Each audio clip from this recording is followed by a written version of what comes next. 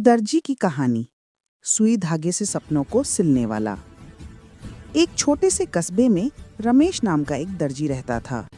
उसका दुकान भले ही छोटी थी, लेकिन उसके दिल में अपने काम के लिए बेहद बड़ा प्यार था। वो हर कपड़े को ऐसे सीता था जैसे किसी की खुशी बुन रहा हो। रमेश के पास रोज कोई न कोई नया ग्राहक आता, लेकिन उसकी दुकान का सबसे बड़ा आकर्षण था उसका मुस्कुराता हुआ चेहरा और काम में ईमानदारी। पहला मोड़, बड़ी चुनौती। एक दिन कस्बे के सबसे अमीर आदमी सेठ घनश्याम दास रमेश के पास आए। उन्होंने कहा, मुझे अपने बेटे की शादी के लिए एक खास शेरवानी चाहिए। बहुत समय नहीं है, बस 3 दिन में तैयार कर दो। शेरवानी बहुत भारी काम वाली थी, जरी, कढ़ाई और हाथ का काम। रमेश ने चुनौती स्वीकार की, लेकिन अंदर ही अंदर वो थोड़ा घबराया भी। 3 दिन बहुत कम समय थे। रात दिन की मेहनत।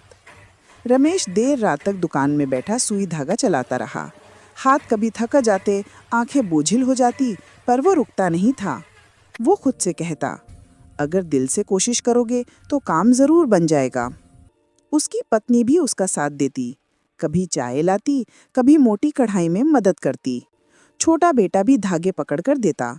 पूरे परिवार ने रमेश के सपने को अपना बना लिया। शेरवानी तैयार।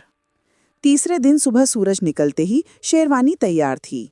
चमचमाती हुई जरी, सुंदर कढ़ाई और बिल्कुल नाप के मुताबिक फिट।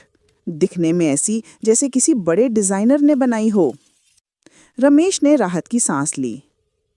सेठ की प्रतिक्रिया। जब सेठ घनश्याम दास ने शेरवानी देखी, वे हैरान रह गए। उन्होंने कहा, वाह रमेश, यह तो सोच से भी ज्यादा खूबसूरत है। तुमने तो कमाल कर दिया। उन्होंने उसे उसकी मेहनत से 2 गुना दाम दिया और अपनी दुकान की शहर भर में खूब तारीफ की। अंत, मेहनत का इनाम। कुछ ही महीनों में रमेश की छोटी सी दुकान बड़ी बन गई।